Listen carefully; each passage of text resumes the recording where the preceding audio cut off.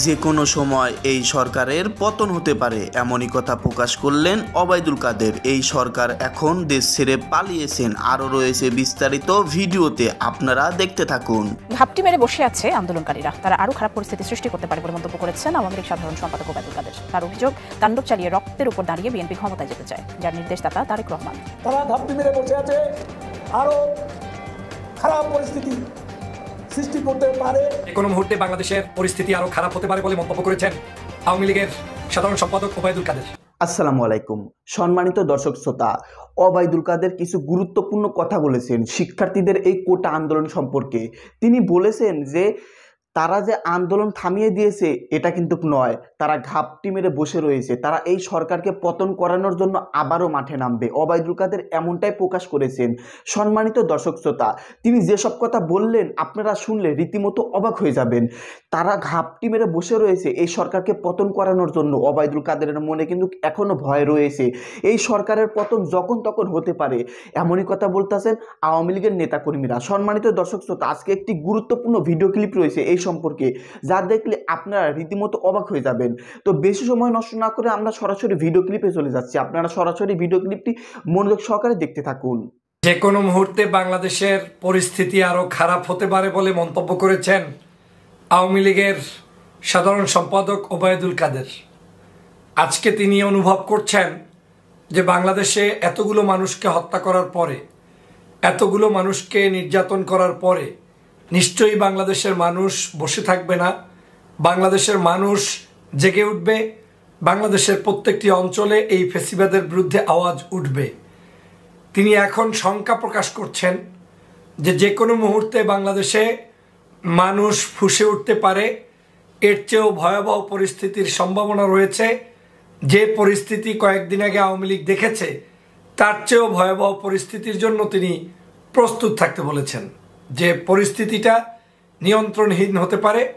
এবং তিনি দোষারোপ করছেন যে ঘাপটি মেরে বসে আছে যারা এই দেশের পরিস্থিতি ওলট পালট করে দিতে চায়, তারা এখন জাস্ট একটু ঘাপটি মেরে বসে আছে।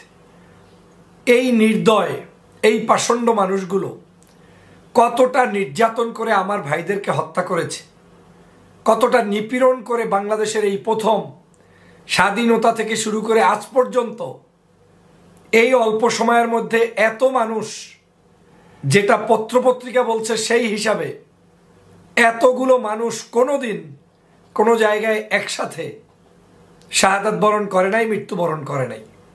কিন্তু এই আওয়ামী লীগ একজন শিক্ষার্থী যখন বুক পেতে দিয়েছে তখনও গুলি করেছে, শিক্ষার্থী যখন রাস্তায় মিছিল করেছে তখনও তাকে গুলি করেছে। আর গুলিটা হয়ে গিয়েছে বাংলাদেশে এখন এমন একটি পণ্যের মতো, মানে স্বাভাবিক জিনিস, যেটা আপনি রাস্তা থেকে যে কোনো কিছু কিনে খেলে যতটুকু কষ্ট তার চাইতে গুলি খাইতে কষ্ট কম। এই হচ্ছে আমার সোনার বাংলাদেশ। আজকের ওবায়দুল কাদেরদের ভীতির সঞ্চয় হয়েছে, তাদের ভিতরটা মূলত শেষ হয়ে গিয়েছে, এখন শুধুমাত্র আস্ফালন করে টিকে আছে। জনগণকে গুলি করে টিকে থাকা যে যায় না, এটা ওবায়দুল কাদের সহ তার দলের নেতারা ভালো করে জানেন যে এইরকম করে স্বৈরশাসক কোনোদিন টিকতে পারে না। যেটা আওয়ামী লীগ রচিত করেছে এটা আওয়ামী লীগের জন্য নয়, শুধু সমগ্র বাংলাদেশের জন্য একটি কলঙ্কজনক অধ্যায় হিসেবে রচিত হয়ে থাকবে। এটা কোনো সুস্থ মস্তিষ্কের ভালো মানুষ কোনোদিন এটা মেনে নিতে পারে না। কিন্তু এখন আওয়ামী লীগ মূলত যা করে ফেলেছে, এই পাপ তাদেরকে ঘিরে ধরেছে, যে কারণে ওবায়দুল কাদের এখন শঙ্কা প্রকাশ করছেন যে কোনো মুহূর্তে এর চেয়ে ভয়াবহ রূপ ধারণ করতে পারে। হ্যাঁ, যে কোনো মুহূর্তেই ভয়াবহ রূপ ধারণ করবে, এটা আবার শঙ্কার কি আছে? এটা তো বাস্তব সত্য কথা। আমি বলে দিলাম যে বাংলাদেশের যে কোনো মুহূর্তে এর চেয়েও ভয়াল রূপ আপনারা দেখতে পাবেন। অন্যায় তো কিছু নাই, কারণ সমগ্র বাংলাদেশের মানুষ আপনাদের থেকে মুক্তি চায়। এই দেশের নিরপরাধ মানুষগুলো আপনাদের কাছে জিম্মি। আপনারা তাদেরকে অধিকার বঞ্চিত করেছেন, আপনারা তাদেরকে শোষণ করছেন, নিষ্ঠুরতার চূড়ান্ত পর্যায়ে গিয়েছেন। আপনার প্রধানমন্ত্রী থেকে শুরু করে আপনাদের সবাই মিলে জনতার সাথে ঠাট্টা বিদ্রুপ করছেন। 200-300 মানুষ মারার পরে কেউ বলছে হাজারের কাছাকাছি মানুষ মৃত্যুবরণ করার পরেও আপনারা খেলখেলিয়ে মেট্রো রেলে গিয়ে কান্না করেন, কিন্তু আমার এই মানুষগুলোর জন্য আপনাদের চোখে পানি আসে না। আর আসবে কি করে? আপনি হুকুম দিয়ে হত্যা করিয়েছেন, সেখানে তো পানি আসার কথা না। আজকের সে কারণে আপনি ওবায়দুল কাদের ঠিকই বলেছেন, যে কোনো মুহূর্তে বাংলাদেশ ওর চেয়ে ভয়ানক পরিস্থিতি হবে। এটা আপনাকে মাথায় রেখেই চলতে হবে। আপনারা এই 15 বছর পর্যন্ত মানুষের উপরে জুলুম করে, অত্যাচার করে এক প্রকার শান্তির জীবনযাপন শুরু করেছিলেন, মানে রিল্যাক্সেশনের মধ্যে ছিলেন। মনে করেছেন কিছুই হবে না, কেউ আপনাদেরকে খোঁজ নিবে না, আপনাদের বিরুদ্ধে কেউ জাগবে না। মনে করেছেন যে বয়স্ক মানুষদেরকে তো ফাঁসি টাসি দিয়ে শেষ করে ফেলেছি, ইয়াং জেনারেশন তো নাচানাচির পার্টি আপনার সাথে নাচবে, এই ধারণায় মত্ত ছিলেন। কিন্তু এই ধারণা আপনাদেরকে ধ্বংস করে দিয়েছে। বাংলাদেশের সমগ্র আজকের এই ছাত্র সমাজ জেগেছে, দল মতের ঊর্ধ্বে উঠে সবাই ফ্যাসিবাদের কবল থেকে মুক্তি চায়। আজ এই মুক্তির মিছিল আপনি থামিয়ে রাখতে পারবেন না। কাদের সাহেব, ঘুমানোর জন্য প্রস্তুতি নেন, যতটুকু পারেন আরামায়েশে ঘুমিয়ে নেন। যে কোনো মুহূর্তে আপনাদের ঘুম কেড়ে নিবে এই বাংলার দামাল ছেলেরা। আপনাদের শ্বাস প্রশ্বাস বন্ধ হয়ে যাবে। দামাল ছেলেরা মিছিল নিয়ে যখন আসবে, কম্পন সৃষ্টি করবে, তখন আপনারা চোখে মুখে কিছু দেখতে পাবেন না। আর হত্যাকারীর কোনোদিন বেঁচে থাকতে পারবে এটার কোনো সুযোগ নেই। আপনারা আমার সাধারণ শিক্ষার্থীকে গুলি করেছেন, আমার শিক্ষার্থীরা আপনাদেরকে ছাড়বে না, তাতে কোনো দল টল লাগবে না। এই যতগুলো মানুষ হত্যা করেছেন তার বিচারই তো আপনাকে জনগণের কাঠগড়ায় দাঁড় করাতে হবে। প্রিয় বন্ধুরা আমার, এদের লজ্জা নাই, শরম নাই, বেহায়াপনা এতটা বৃদ্ধি পেয়েছে যে তারা নিজেরাও জানে না যে কি বলছে আর কি করছে। সারা বাংলাদেশের গাড়িতে, বিভিন্ন জায়গায়, অফিস আদালতে আওয়ামী লীগ নিজেরা টাকা খরচ করে আগুন টাগুন দিয়ে সেইগুলো আবার দোষারোপ সৃষ্টি করছে ছাত্রদের উপরে, আবার সেটার মধ্যে দল ঢুকাই দিচ্ছে। এই হচ্ছে আওয়ামী লীগের রাজনীতি।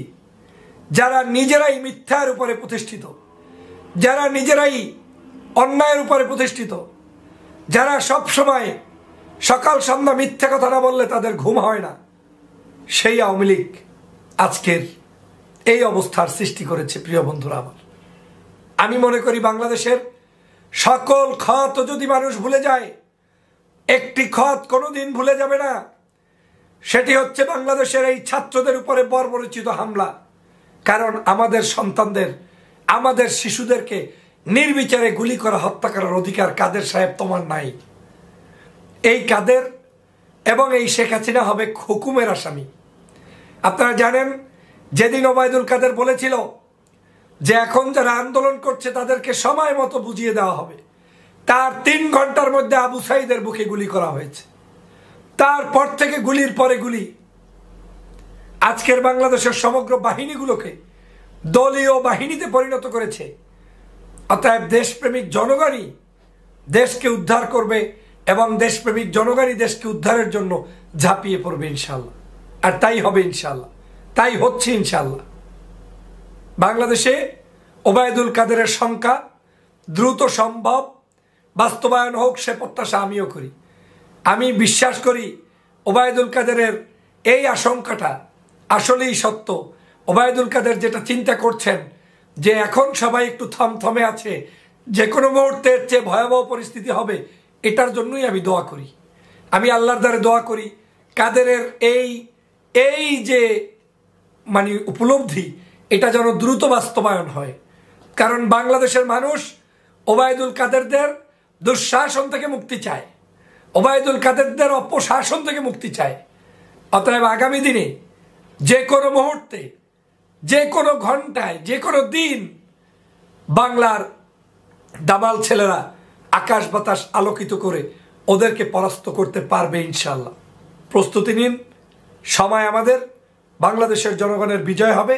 লাশের মিছিল কমিয়ে আনতে হবে, বাংলাদেশের মানুষের স্বাধীনতা ছিনিয়ে আনতে হবে। প্রিয় দর্শক শ্রোতা, আপনারা বিস্তারিত ভিডিওটি দেখতে পারলেন। আওয়ামী লীগের সাধারণ সম্পাদক ওবায়দুল কাদের তিনি কি বলতেছেন এই জাতিকে উদ্দেশ্য করে, কোটা আন্দোলনকে উদ্দেশ্য করে, শিক্ষার্থীদের উদ্দেশ্য করে। সম্মানিত দর্শক শ্রোতা, এই আন্দোলন কিন্তু এখনো থামেনি, যে কোনো সময় আবারও উস্কে যেতে পারে শিক্ষার্থীরা, এমনই মনে করতেছেন আওয়ামী লীগের সাধারণ সম্পাদক ওবায়দুল কাদের। সম্মানিত দর্শক শ্রোতা, এই ভিডিওটি দেখে আপনাদের কি মনে হয়? আপনাদের ব্যক্তিগত এবং গুরুত্বপূর্ণ মতামত ভিডিওর কমেন্ট বক্সে এখনই ঝটপট জানিয়ে দিন। ধন্যবাদ আজকের এই ভিডিওর সঙ্গে থাকার জন্য।